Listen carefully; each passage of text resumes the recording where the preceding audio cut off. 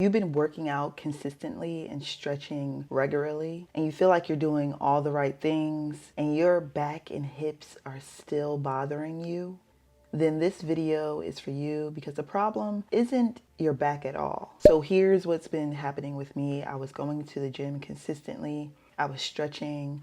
I was loading, right? Lifting weight, heavy weight. And when I look at it by every measure, I felt like I was doing all the right things. I was doing the work. But every session, my hips were talking to me. My lower back was aching. It wasn't like that dramatic pain. It was just that, it's just that background noise you learn to work around, right? It was that dull tightness when you first stand up from your desk. The way your lower back just always feels just a little bit off, right? And the frustrating part for me, I couldn't figure out why, because I wasn't doing nothing, right? I was actually trying. So if you know by now, I've been sitting at my desk for almost 10 years working from home. So I've been sitting at my desk for work for a long time. But once I started working from home, sitting at my desk, moving through its full range of motion pretty much all day. And I didn't actually realize that was slowly changing how everything worked below my waist.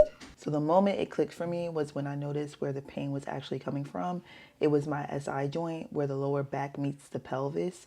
It would flare up after just one day at my desk or after a lifting day with back squats. And I thought, why is this always happening in this spot? It's not me not to look for answers. So your girl went looking for them. And honestly, what I found changed how I train and how I train my clients.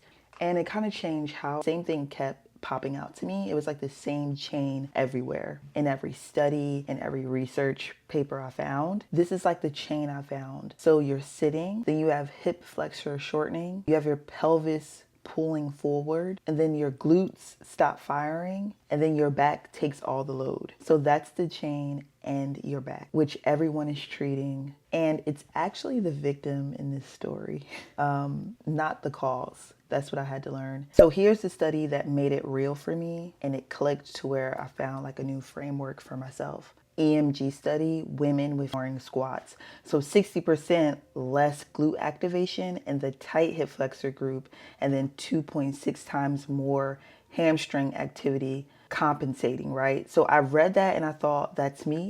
That's where I land. Every glute bridge that somehow made my lower back sore, and then every set where I felt like it was in my hamstrings and wondered why. This was it. So the research wasn't giving me that new information. It was giving me language and evidence for something my body had already been experiencing for the last couple years, right? And that felt more like a relief, not because it was good news, but because it was real. It was solvable, right? It made me actually more confident in my training and going back to the gym and being more consistent, because now I feel like I know what actually is going on and how to fix it. So now we're going to talk about what I tried and what didn't work. Before I figured this out, I tried the obvious stuff, and I want to be honest about this because I think you probably tried the same things. So I stretched. I did the pigeon stretch. I did the hip flexor lunges, anything that felt like it was addressing the tightness. And it did help while I was doing it. But then I sit back down at my desk and the tightness would come right back within the hour of sitting at my desk. I did glute bridges, but I kept feeling them in my hamstrings and in my lower back, not my glutes. That's where you want to feel it, okay? And I went straight into clamshells. I didn't really do any prep work, no release first. I know now that I was probably just making my already dominant hip flexors even more dominant. All right, we're back. So now we're going to talk about the framework, right? So once I understood the chain, I started to test the sequence on myself. And what I found, Horsehedge, I'll put their name here, from Squat University, validated clinically, is that this has to happen in a specific order. Seems so simple, right? But so you cannot activate what you haven't released yet. You can't strengthen what isn't repositioned.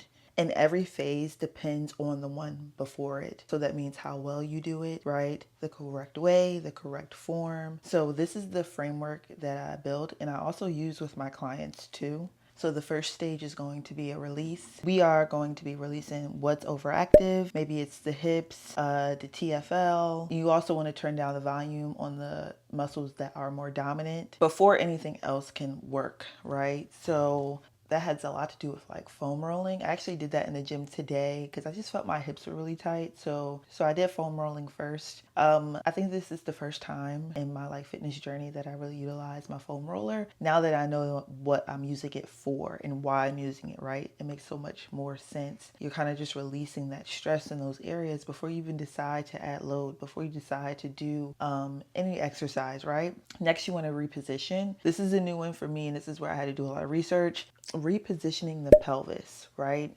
Get it back to where it's neutral, right? Because everything that comes after that depends on where your foundation is sitting. Is it even correct? Is it even comfortable, right? That's where I like to do like more passive stretches, and we'll talk more about that in this episode or even future episodes. Next is stabilize. Right here, you would want to think stabilizing the right muscles in the right order, and this is where glute activation actually kicks in and where it starts to actually work. Then we have integrate. This is what we tend to always do, right? So you want to integrate into real movement patterns. For me, the RDLs was the one that changed everything for me. The first time I did it correctly, hinging from the hip, loading the posterior chain, driving through the glutes. I felt it exactly where I was supposed to. And I thought, why haven't I ever felt like this before? I was missing those things before it, but also I probably wasn't doing them correctly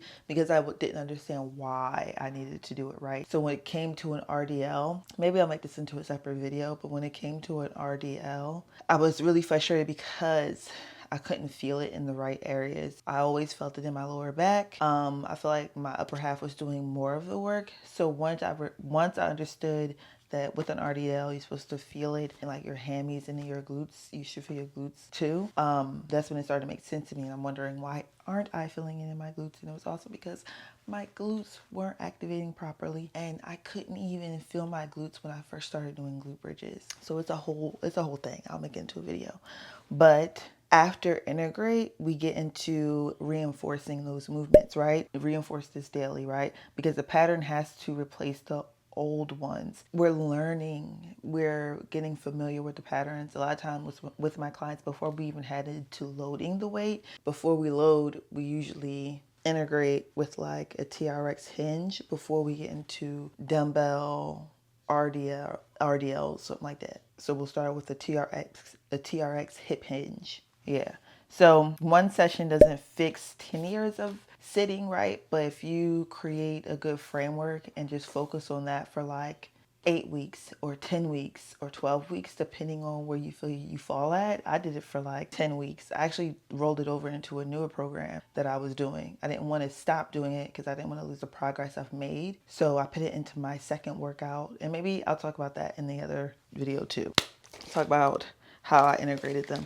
I'll make a note of that because I have a lot of ideas. But my back started feeling different, not because I stretched it or not because I did the simple things like stretching it or rolling it. No, I put it through, released the stress from the muscles that were overactive, and I helped strengthen the underactive muscles. Then I also added in activation exercises to help activate the right muscles, right? And then we started practicing the movement patterns. Then we started adding on the load. It's a process, but I feel like if you create a solid plan to get through this first phase, that second phase, you'll be able to implement other exercises, get back to which were like I took out of my back pain, and I added in Bulgarian split squats to help my glutes.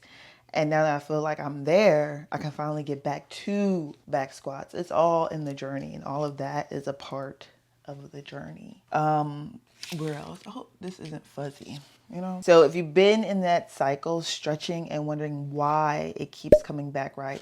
Doing glute work and feeling it in the wrong places, or dealing with that pain, right? You now have like the full picture. So in this sense, right, from my experience and what I was dealing with, my back wasn't the problem.